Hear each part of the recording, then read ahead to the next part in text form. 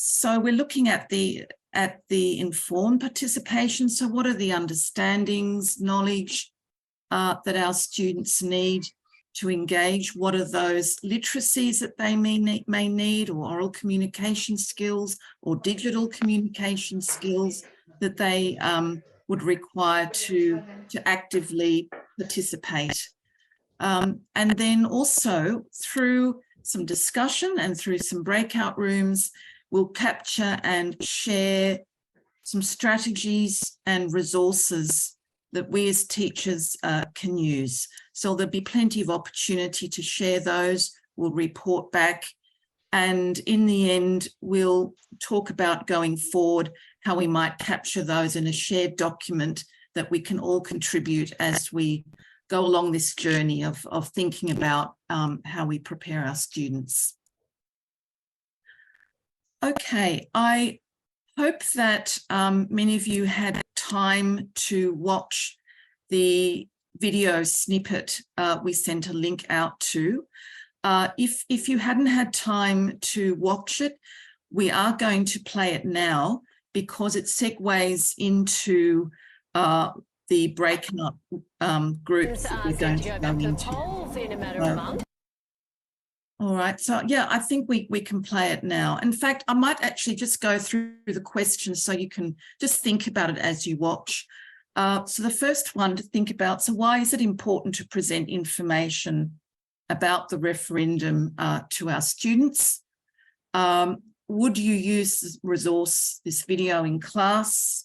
Why or why not? If you would use it, how you would use it, the whole thing, parts of it, and what important things do our students need to learn to be informed and be active participants?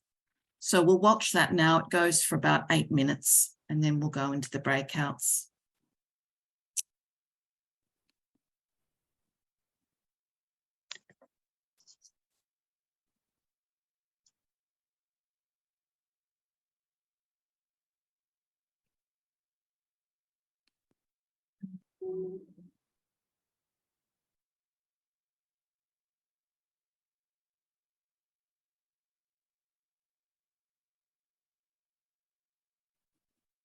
Can you see that?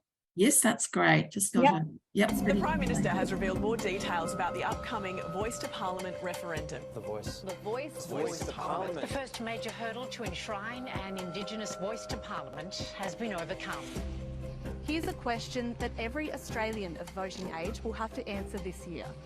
A proposed law to alter the Constitution to recognise the First Peoples of Australia by establishing an Aboriginal and Torres Strait Islander voice. Do you approve this proposed alteration? It's a big question, but your answer will be as simple as yes or no. Let's start with the basics. The plan is to put the voice in the Constitution, the document that outlines how Australia is governed. To do anything to the Constitution, there has to be a national vote, the referendum. As a country, we don't change the Constitution often. In fact, we've only tried 44 times in our history, on everything from the railway disputes to local government to the length of parliamentary terms. If they change the Constitution, they're stuck with that for a long time. It's entrenched there and it's very hard to remove. And that makes people very wary of voting for change. Since Federation, most governments have struggled to make decisions that improve the lives of Indigenous people. Take the White Australia policy or the Stolen Generations. They were actually policies that made the lives of Indigenous people much harder.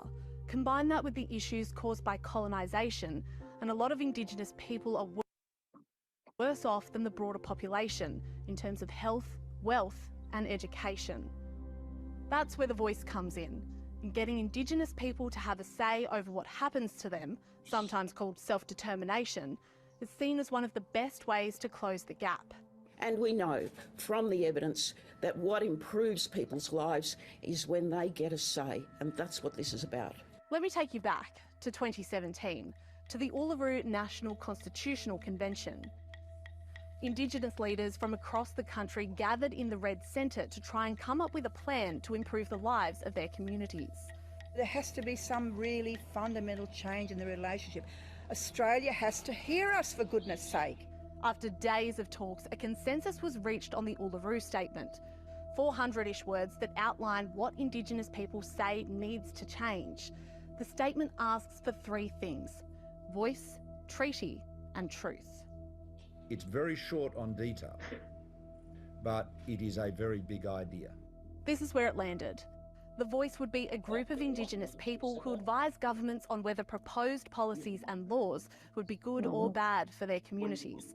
And here comes the important bit.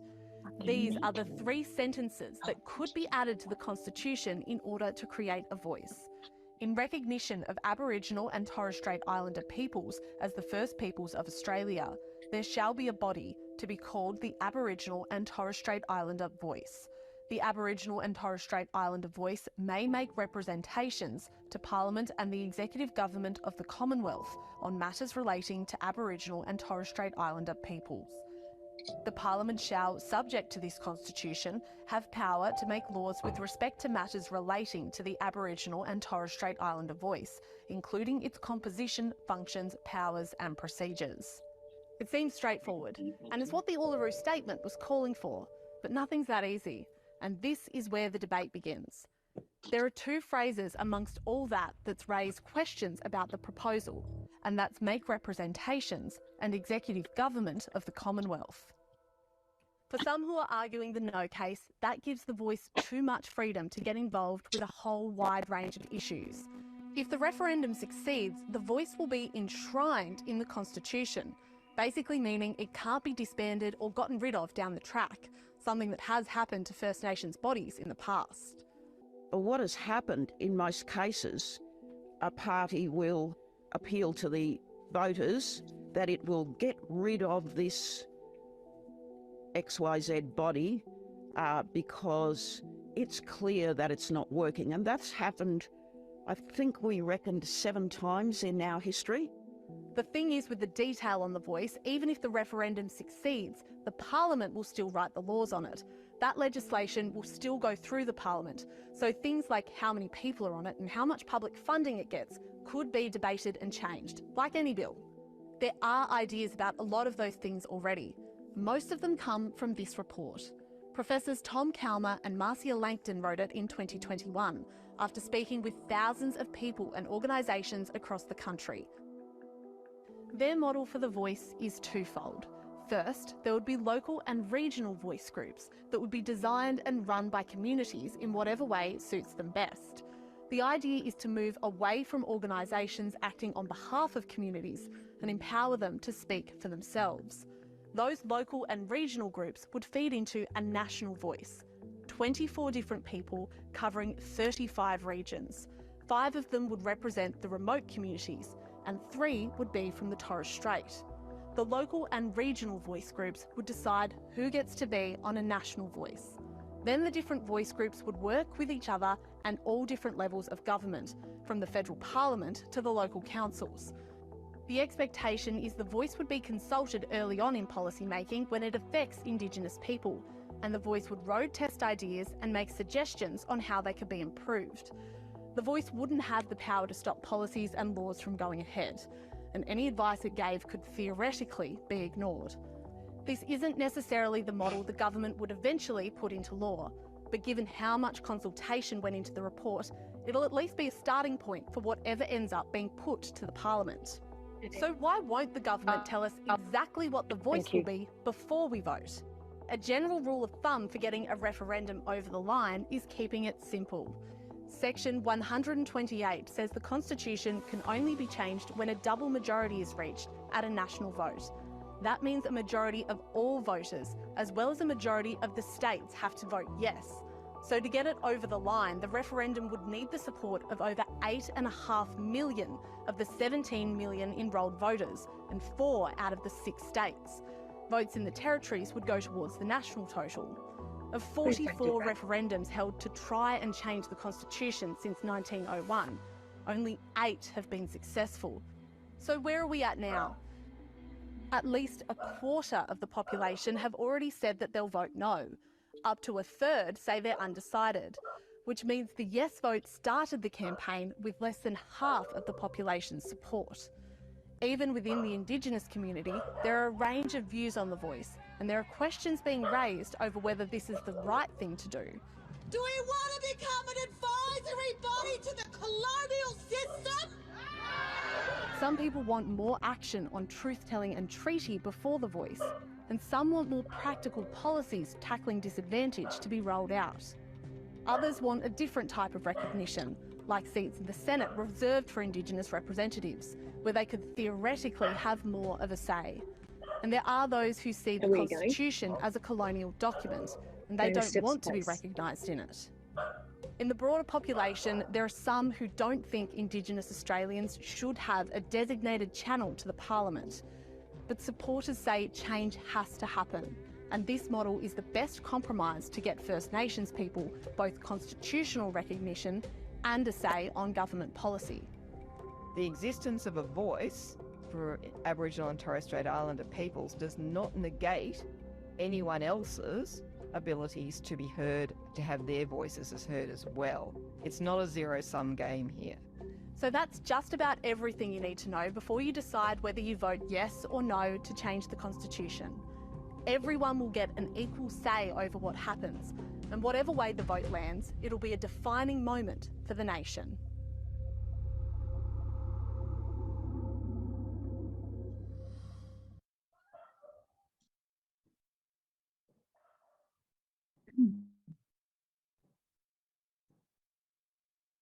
Okay, so we're going to put you in breakout rooms now for approximately 10 minutes. So we'll come together just before 6 o'clock. Well, let's make it 6 o'clock. And that's right. So just going back to those questions there, give you time to have a little look.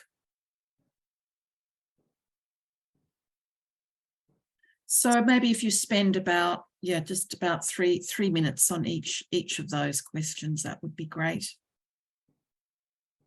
And then we'll come together. Rose, Renata, if you could put us into breakout rooms, please, for... Okay, I will. I think I've done that. Yes. Great. Thanks, Renata. Thank you. Thanks, Renata.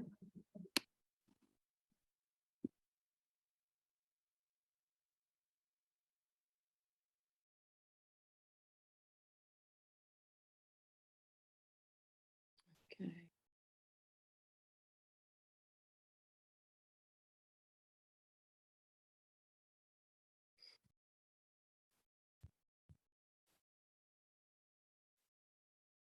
And Renata,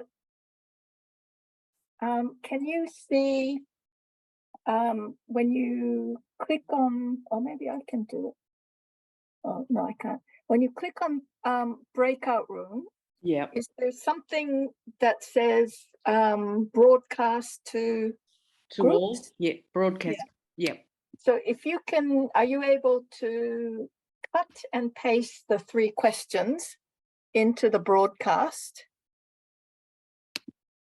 And that should then go into the breakout rooms. Yeah.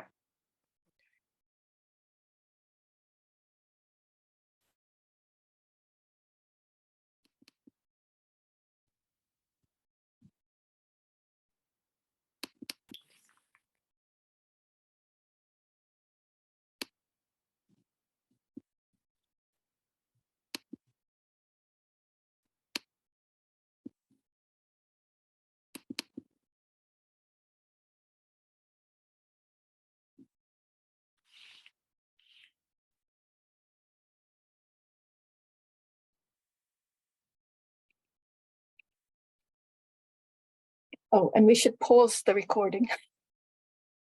Okay. Sorry.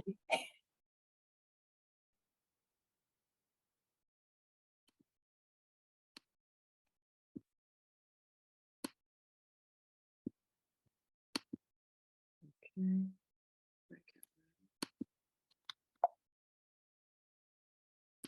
Oh, and a few people got.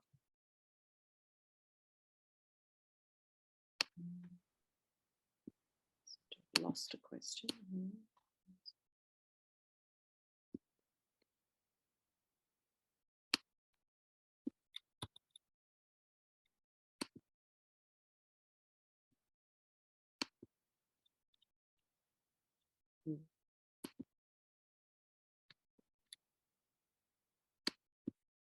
Daisy, were you invited to join a breakout room?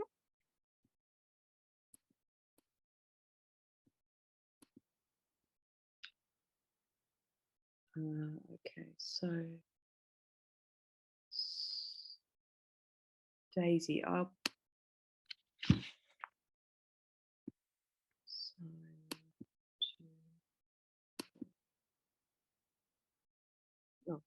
Oh, so this is actually the discussion, like a bigger group discussion, trying to gather everyone's ideas, and hopefully in everyone's breakout rooms, there was a lot of generating of ideas, and in the discussion room that I was in as well, there was lots of ideas. So I think I'd like to start off first is general impressions of the video. Did you like it? Not so like it? What did anyone can unmute themselves? And because for me, I felt it covered a lot of issues. People's impressions generally. I thought it was too fast. For me and for a lot of people, and I imagine for a lot of students, I mean, it's got great information in it, but it just goes at the speed of knots. We talked about pausing it, and yeah, you'd need to, wouldn't you? Yeah, just pausing it and yeah, going maybe seeing the whole thing at first, but then going step by step through it. Yeah. Because the actual footage is so good. I agree. You can be in command of stopping and starting and writing on whiteboard, doing glossary of words and things like that. Another option could be not having the volume on and looking at the images first before we deal with the actual content, and getting the students to kind of think about those because there's a lot of words there and there's a lot of images, and so that's to kind of maybe cut down the load. Yeah, the load of, because a lot of the language is quite heavy in that sense. Yeah. Anyone else have any idea, any other impressions of the video in general? We said that there was a lot of background information, like there's a lot of assumed knowledge, like about the history of the country that people, for instance, in adult migrant education programs may know very little about, or civics and citizenship knowledge about what a referendum is and who votes and everything like that. That very few people have, not just people in our classes, but the general public don't know a lot about that either. So we were saying that you would have to be able to kind of deal with all of that to make sense, to contextualize what was said in the actual video. It'd have to be quite a run-up to that, wouldn't it? It wouldn't happen, it could take quite a few classes, couldn't it? Absolutely. Yeah. I think in my group, we were talking about, along with the background and the run-up, even just things like where that they would be voting, the area that they'll be voting in, the process of when you get there, it's quite, I think, does anyone in my group want to say like something like it was quite different to the way an election would be run? And so, well, not, but where they would go and do it and what they would be doing in there, they wouldn't get lots of different papers. They'll probably just get one paper and just tick yes or no. That's really important. Because they might have this idea of, well, is this it? Yeah, so there's any other background information that the students would need to know in regards to the referendum? Well, I just think myself that it's just such a huge thing, and I really rely entirely on my existing I wouldn't even call it existing knowledge, but I mean, I see somebody like Marcia Langton talking and saying, yes, we want this to happen. And because on the other hand, there are all these Indigenous groups who are saying, no, they don't want it to happen. And so somebody like me really relies on just the information that I feel that I can kind of trust, like, oh, okay, if Marcia Langton wants it, then okay.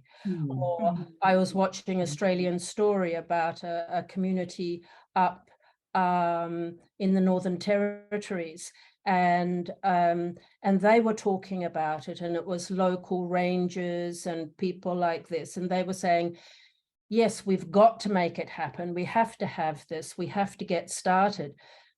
And I'm really relying entirely on those people because what I feel myself, what do I know? I mean, we can talk very generally. And if there weren't other Indigenous groups saying they don't want the referendum, then it would be much easier. But because there are a lot of voices out there, I rely very much on just the very few that I know about. So how my students get that kind of sort through that sort of maze of different voices to kind of come to a conclusion, I think is a really huge thing. Yes, definitely. I think you're the trusted source then. As, often as the teacher, you become the trusted source, right? This is quite a responsibility. It is, and I think that it is actually a responsibility that that we have. But we would be doing nothing else until the referendum, I think, to kind of get to have it, to have it really clear. I think every lesson for the rest of the time until it happens would be just taken up with that. Well, I think yes, possibly, but one of the points that came up in our discussion was actually that there's a lot of numeracy, say, in that video as well. So actually, it could be a rich source of lessons dealing with quite a lot of different material from quite a few different perspectives. So there was a lot of percentages and numbers and double majorities and percentages of people who are going to vote and so on. So it just I think you could approach it from a range of different ways, and probably depending on the level of students as well, the speed that you would be able to go through that material, of course, would be quite different. So Sheila, you have your hand up. Yeah, I just wanted to ask, I'm a literacy person from yesteryear, but I was just going to ask you, to what extent are any of you familiar with the First Nation websites like Yes 23? Till a few months ago, it used to be called From the Heart. The Dean Park and Thomas Mayer thing. That's got great, accessible, broken down for those ignorant Australians, which is probably 3/4 of us, who really have very little knowledge about the history or the reasons why we've got to this point. I really highly recommend, it's called Yes 23 now, Uluru Statement from the Heart. That is the Megan Davis team at Uni of New South Wales. And a much more broken down level that in some of the adult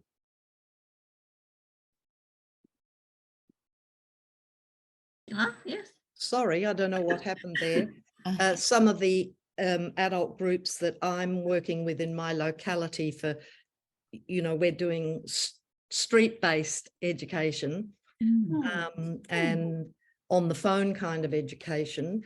And there's another website called Together Yes. Have any of you heard of Together Yes?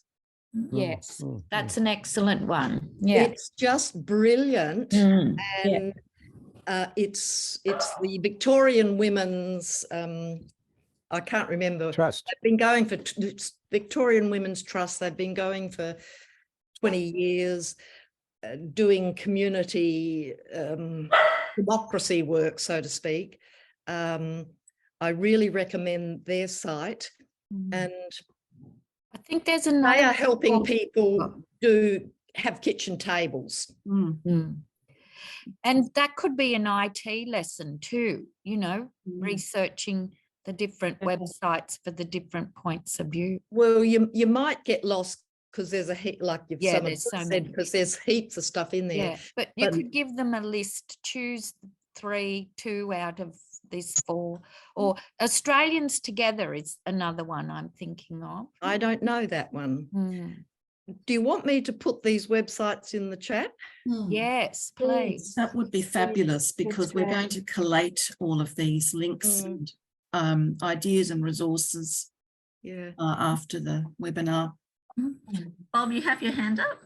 Yeah, I was just picking up on what Vicky said before about the number of First Nations groups that are saying no. And I think this is a splendid opportunity to teach some media literacy, because in fact only 7 people voted no at the Uluru Convention, and that was people who had, out of 250 people. But the media has amplified the voices of the no groups because that's what the media does. They want a conflict. So I think it's interesting that the Yes 23 people have started to get more people in the media saying why they support it, that Vicky mentioned, you know, like the land managers and whatever. But it's a really good chance to show people the way that a division can be created when it isn't a huge division in the first place. And I think it's quite interesting in this context that a lot of the no case is about saying, if you don't know, vote no, which is sort of saying, I mean, it's quite clever, because that is why people vote no, is because they're afraid of what they might be voting for. They don't understand it. But at the same token, it's sort of saying, well, why don't we know? It should be relatively easy to find out what we need to find out to decide. And so there's 2 things going on there. There's this stuff about media literacy, but there's also something about the way that politics is kind of conducted. So even if you had to teach every lesson on it from now to the referendum, I don't think you'd be short of material at all. And I think so many people get their information from Facebook. So many young people do not watch the news. They do not watch mainstream television. They don't even know that the ABC exists, or SBS, or NITV. They just get their information from Facebook. A lot of media, there's a lot of numeracy, a lot of critical thinking, and there's a lot of media literacy there. Gwen, you've got your hand up. Yeah, thank you. I just wanted to, I mean, this is something why I principally came. I'm interested to hearing how teachers are dealing with the fact that we are teachers and we should be presenting both sides. And personally, I'm very, supportive of the whole thing, but I recognize my own bias, and being able to present this in a way that, because it is a referendum with a question, and I can see a lot of yes material, but I don't know how to deal with the no question. And has anybody kind of thought about how we present both cases to students so that they can in fact critically think about it without us, presenting our views?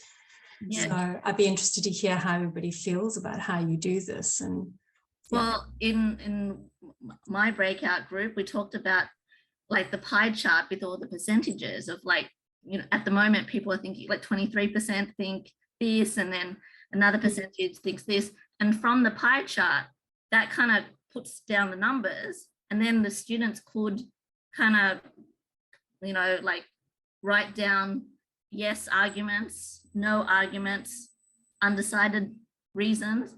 And for me, I think that would be a good visual. Is there a website clearly spelling out both cases though?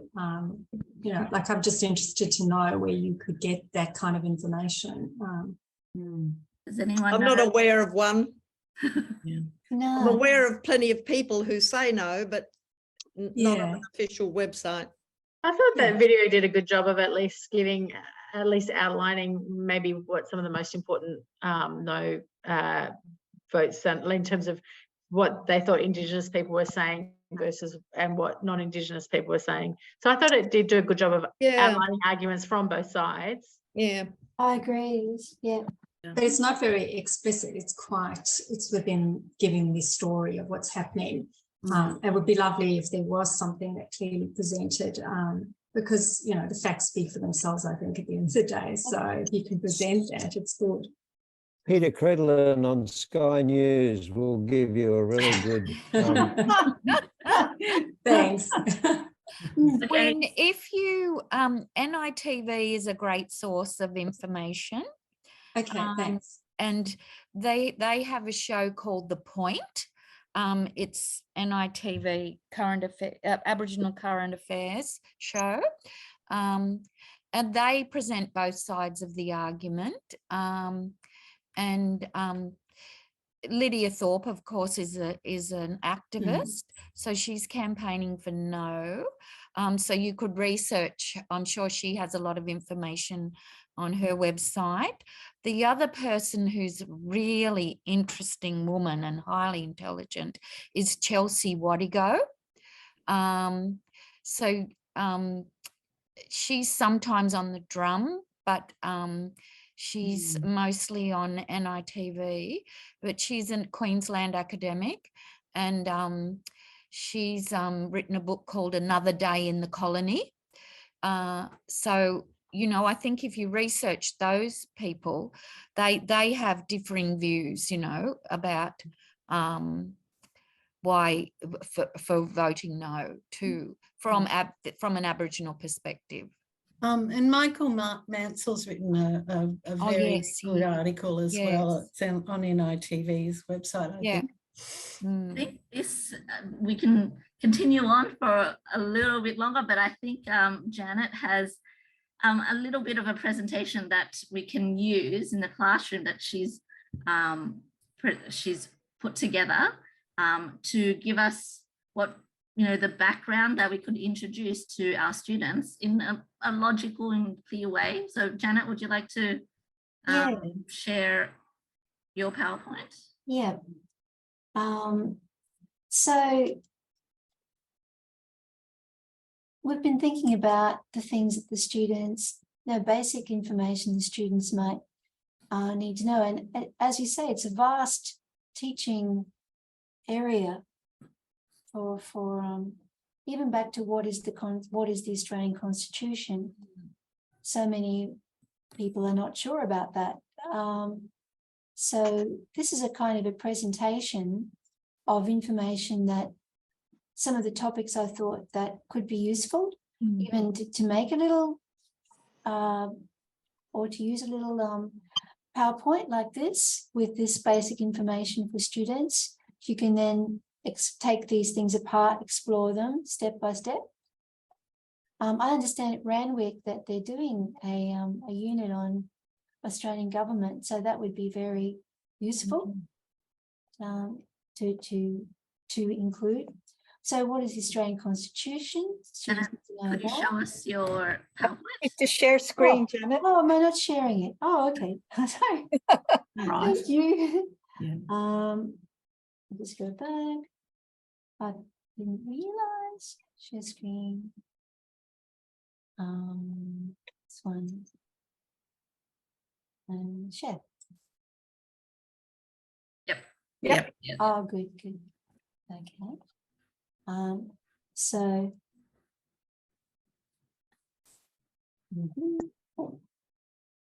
yeah, so that was that. That's the first slide. What is the Australian Constitution? Yeah, this is just a very bare bones of the idea, but just an idea. Also, what is a referendum? And there's a lot of words here. I've tried to use words that are used in the referendum, like alter, an alteration, and approve and approve of. Some of these things need to be, words need to be highlighted and explored. So a referendum is a vote by all Australian citizens, etc. Put in the simplest way, simple yes or no. That's about it. And those sort of, yeah, you can include some useful words. This is very, we decided this is very important for students who've never seen this, or people who've never seen this, is a map of Aboriginal and Torres Strait Islander nations.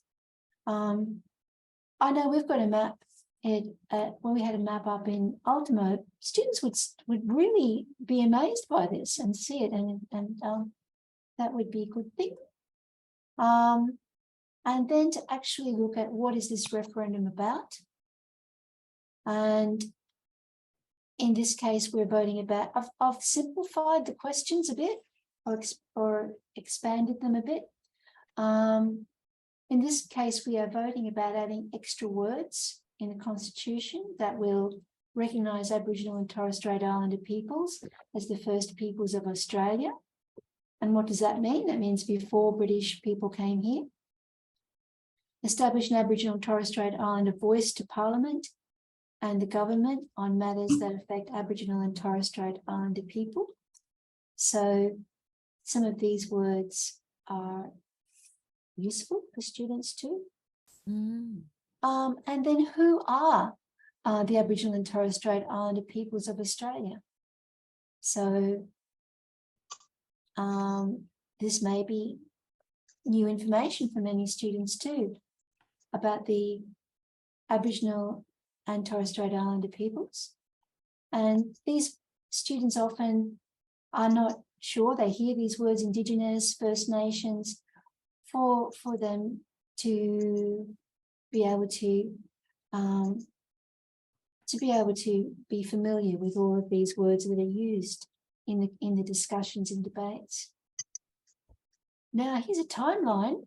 This might also be interesting for, this is done roughly to scale, but I couldn't get the red line, it should be on top of the other one. So it's only roughly, just very rough to scale. But I think I'm always surprised when I meet people who don't have any concept of this. Not surprised when it's students who haven't been around or haven't had education sufficiently, but this could be helpful. And we've got a click on there, timeline since Captain Cook. A lot of people up in the Northern Territory talk about colonisation as Captain Cook. Okay, so going right back, etc.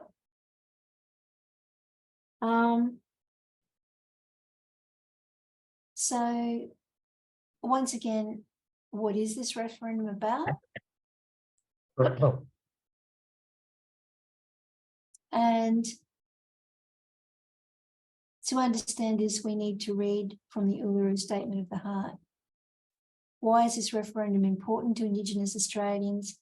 Why is this referendum important to Indigenous Australians and to all Australians? And to understand this, we need to read from the Uluru Statement of the Heart. And then we have a look at it. And then what is the Uluru Statement of the Heart? Uluru Statement of the Heart comes as a document from a constitutional convention which brought together over 250 Aboriginal and Torres Strait Islander leaders from all over Australia. They met in the heart of Australia at the foot of Uluru in Central Australia on the lands of the Anangu people. So I've tried, and we've tried as our little committee, tried to make it the language a little bit plain English and comprehensible.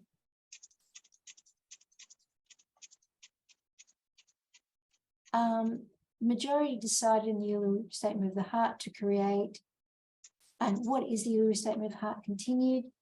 They decided to create a First Nations voice in the Australian Constitution to advise government and parliament on issues that affect Aboriginal and Torres Strait Islander peoples. And this is the subject of the referendum. The majority also decided in the Uluru Statement of the Heart to create a Makarrata Commission to supervise a process of agreement making and truth telling between governments and Aboriginal and Torres Strait Islander peoples.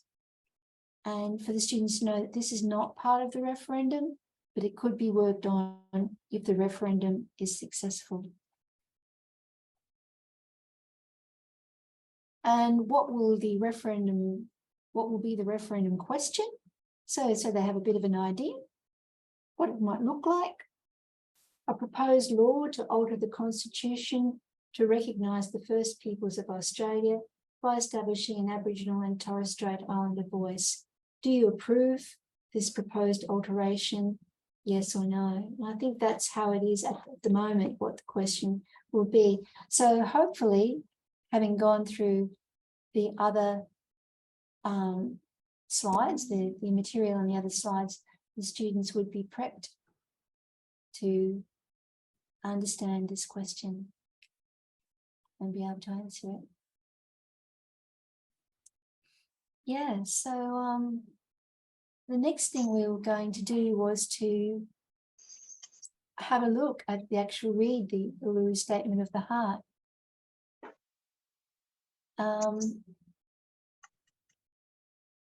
Should we do that now?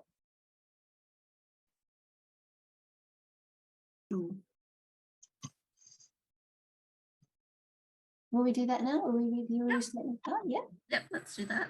Okay.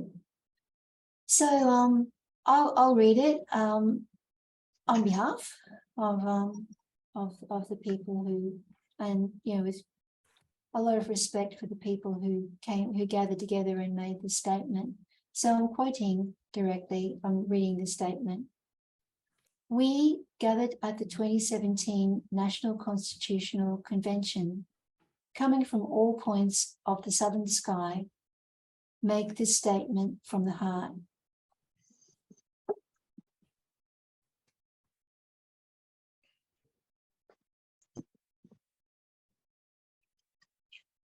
Our Aboriginal and Torres Strait Islander tribes were the first sovereign nations of the Australian continent and its adjacent islands, and possessed it under our own laws and customs.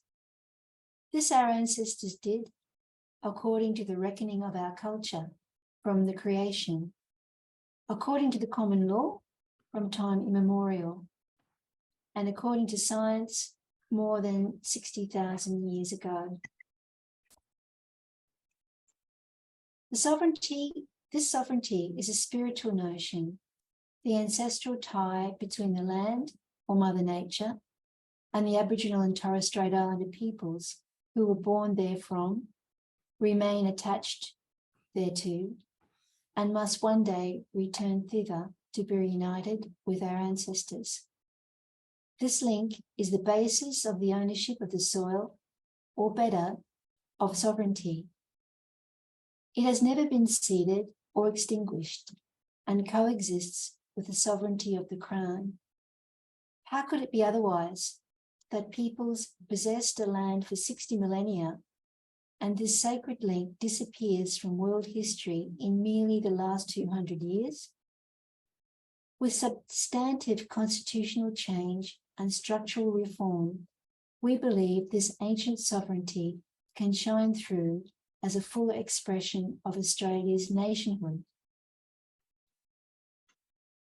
Proportionally, we are the most incarcerated people on the planet. We're not an innately criminal people. Our children are alienated from their families at unprecedented rates. This cannot be because we have no love for them, and our youth languish in detention in obscene numbers. They should be our hope for the future. These dimensions of our crisis tell plainly the structural nature of our problem. This is the torment of our powerlessness. We seek constitutional reforms to empower our people and take a rightful place in our country, in our own country. When we have power over our destiny, our children will flourish. They will walk in two worlds, and their culture will be a gift to their country. We call for the establishment of a First Nations voice enshrined in the Constitution. Makarrata is the culmination of our agenda, the coming together after a struggle. That's why Makarrata. It captures our aspirations for a fair and truthful relationship with the people of Australia and a better future for our children based on justice and self-determination. We seek a Makarrata Commission to supervise a process of agreement making between governments and First Nations and truth-telling about our country, about our history. In 1967, we were counted. In 2017, we seek to be heard. We leave base camp and start our trek across this vast country. We invite you to walk with us in a movement of the Australian people for a better future.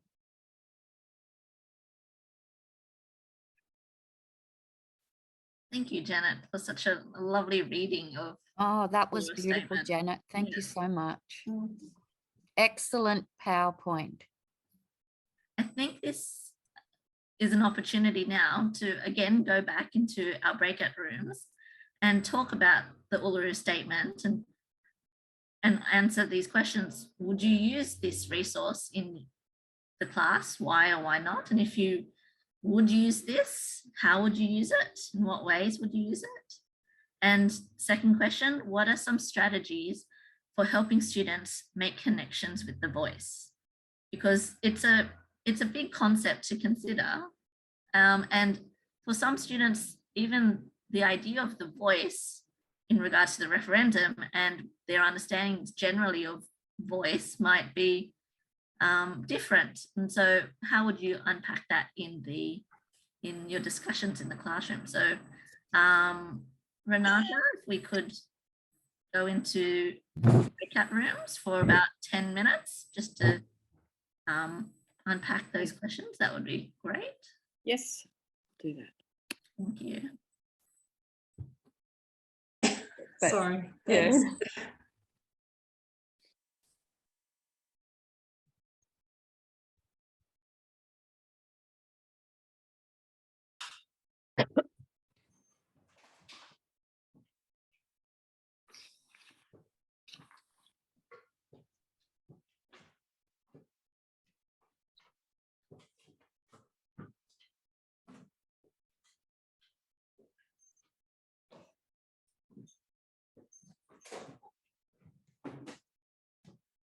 So hopefully everyone's had a chance to discuss with their group about how to use the Uluru Statement in the classroom. Did anyone have any ideas on any of the challenges that the Uluru Statement might have in their group? Did they discuss that? Did anyone discuss any challenges?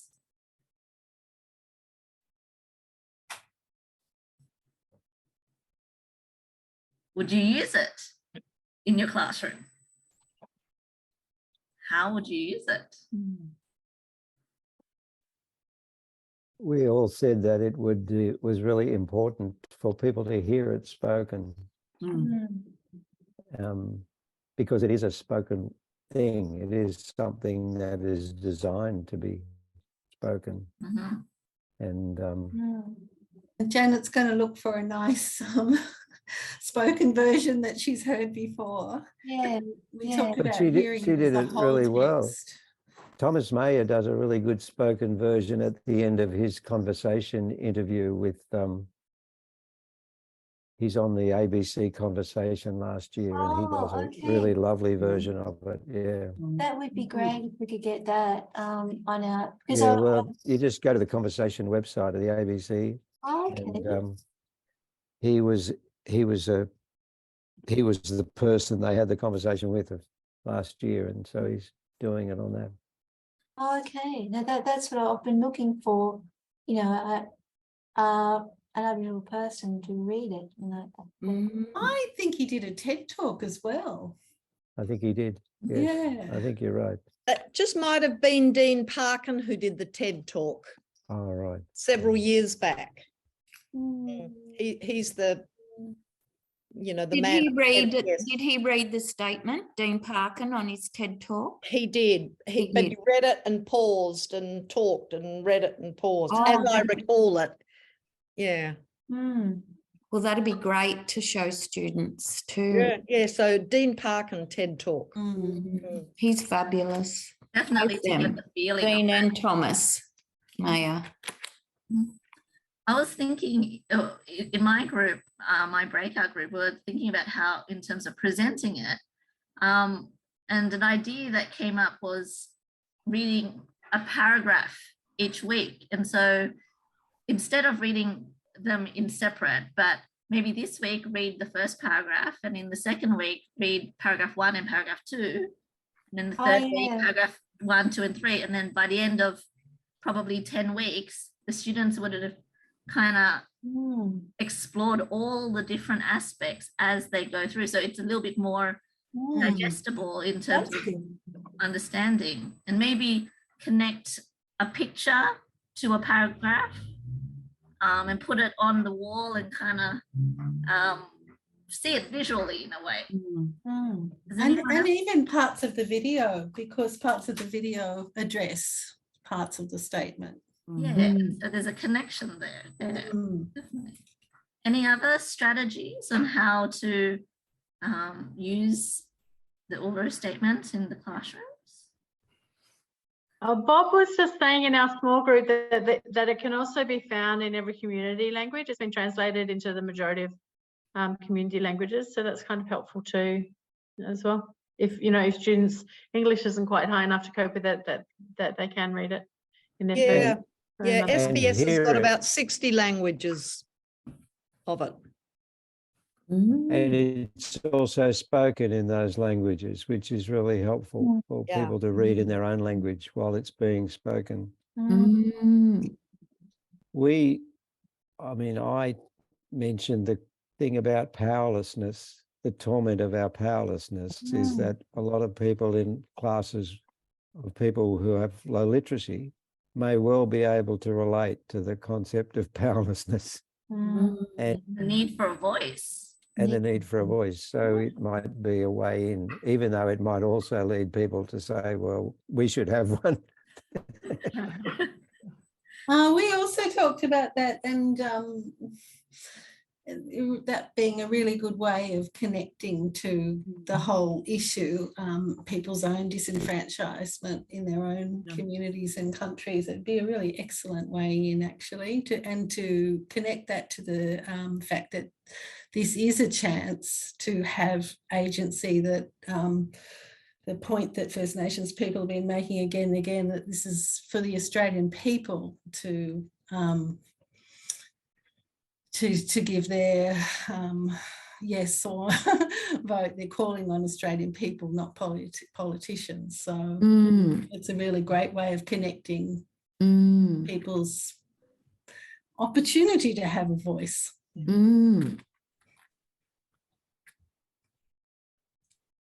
That's a good point. Seems to be a lot there to wonder. Yes.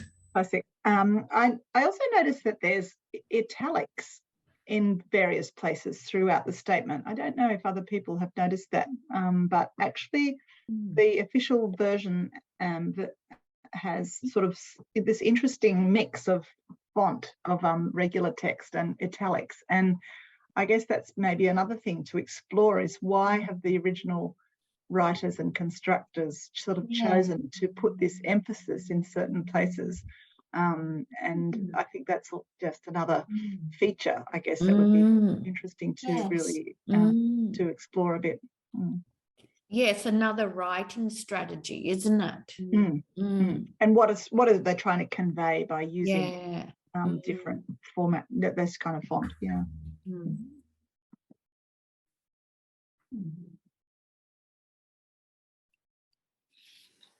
There's a lot there to gather and to think about. So Keiko, would you like to talk about the Google Doc that's been organised? Sure. Thanks, Irma. So what we are doing is compiling links to resources, and I've taken note of the suggestions that many of you made this evening, so they'll be added. And we're going to create a Google Drive, and then in that, and we'll upload this Google document with all the links that you will be able to add to, you'll be able to curate. So if you maybe used one of the resources and want to, share with us how you used it and how it went, that'll be great.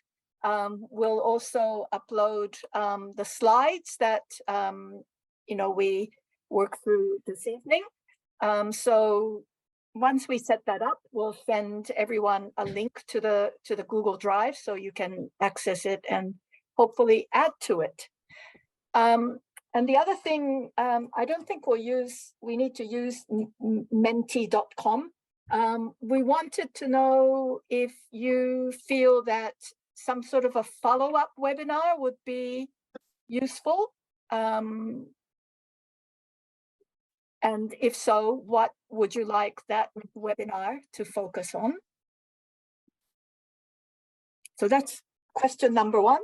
And the next question we wanted to ask you was, what kind of resources would you like us to pull together? So, as I said, we do have some resources already, but do you want more background to the referendum? Do you want sample teaching and learning activities? Do you want an example of mapping? What we can do with this topic to, units of competencies that you might be using. So we'd be very interested in suggestions from you. You can just unmute yourself and tell us, or put it in the chat like Robin's just done. But yeah, we are keen to do what you think will be useful.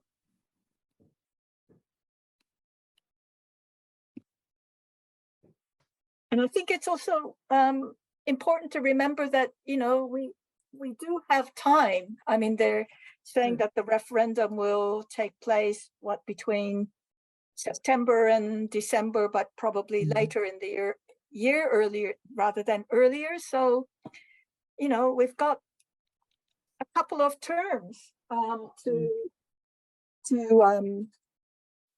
do this work. We don't have to try to squeeze in one lesson to try to do it all. So it'll be really good to, map out a plan. And we'd be really keen to work with you to do that. So any thoughts? So we've seen all of the above: sharing of resources, sample teaching activities, a follow-up webinar will be great, perhaps at the end of the term. Yeah. Not so far. Well, glossary of helpful terms, okay.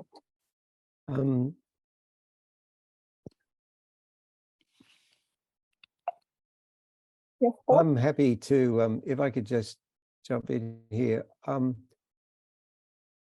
Because I'm part of this national organisation which has committed some resources to doing this work, I'm happy for people to email me if they need to if they think I can help with, like I'm not offering, I'm only saying because I'm retired now and I'm I'm an adult literacy academic. I'm really happy to, if people want to email me and ask me questions about stuff, I'm kind of connected up with the national network of people who are doing this work around the country. And so including some of the First Nations leaders like Pat Anderson and Thomas Mayo and that who are doing stuff. So if you do if you want to, you can put my name up there as somebody to be who you can bounce something off or ask a question. I'm happy to do that. And the other thing I was going to say is that local government has been asked to play quite a role in this campaign. And the New South Wales, a friend of mine is working with the New South Wales Local Government Association to put quite a lot of resources on their site, which are useful if people want to talk to their local councils about this issue. It's got lists of the councils that have already decided to support the campaign, model resolutions and that sort of thing. So if people actually want to take it one step further with their students and become active in the campaign, then that's a good activity for people to learn about local government, Right. So Bob, is that how would we do that? Through our local council? Would it look on their website? No, the New South Wales there's a thing called the New South Wales Local Government Association, which is like a peak body for all the local councils. They have their own website, and they have now a referendum space on that site, which is gradually putting up resources from councils who are doing work on it. I see. Okay, that's great. Thanks, Paul. And perhaps another thing that would be helpful would be some kind of videos or testimonials from individual Aboriginal people who are kind of asking, and explaining what it would mean to them. So perhaps some of that sort of, connecting with individual people who feel like this would make a difference would be something that, perhaps short little things like that would make a bit of a personal connection, I think, would help people to engage. Yeah. Yes, the Together Yes people are pretty, I've got a whole list of people who they can, they're making videos with gradually. Right. Yeah. Who are speaking it, aren't they? Yeah, they're speaking it, yeah. Also, The Guardian Australia, I can't sort of think off the top of my head, but they have a very big Indigenous section of their media, and they've had some pretty powerful articles in the last 2 or 3 weeks or month or so from First Nations people who've actually said why they want this. Yeah. I could perhaps send you a text, Keiko, of one I know particularly we've put on one of our websites where we've got latest news in case you think it's useful for any of your groups, students. But Guardian Australia has a lot of good stuff if any of your students are up to reading any of that level of text.